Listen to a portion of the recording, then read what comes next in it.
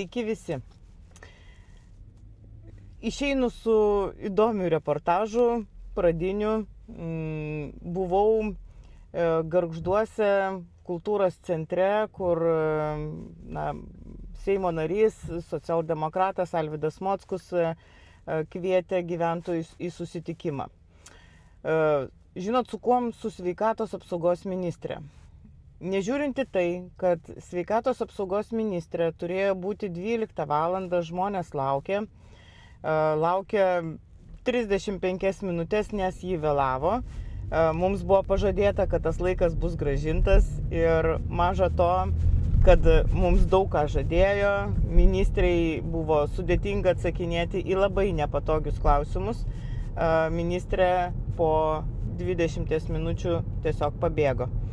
Kviečiu pasižiūrėti reportažą, o esminis dalykas, dėl ko aš tame susitikime buvau, tai yra tai, kad jau šiuo metu pirmo ketvirčio numatytas biudžetas medicinos paslaugų apmokėjimui baigėsi ir jau ligoninės nebegauna pinigų už suteiktas paslaugas. Vaizduojat, pirmas ketvirtis tik tai metų ir jau biudžetas medicinos paslaugom išsibaigė.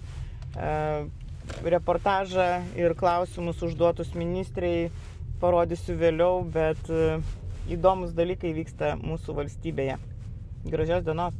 Pusvalandį vėlavote, paskui jūs kalbėjote tik 20 minučių, tai atsiprašau, tai... Bet žiniasklaidos atstovai užstojo ministrę. Negražu kaip. Ir medikas, ir esu gyventojas, ir... Žiniasklaidos atstovė, žiūrėkit, Kaip taip? Jūs užėmėt gyventojų laiką imdami interviu. Mes tikrai intervius organizuosim ir 10 minučių. Iš tiesų tai yra labai gėda turėtų būti jums. Tikrai turėtų būti gėda. Alvydai, jėga. Kur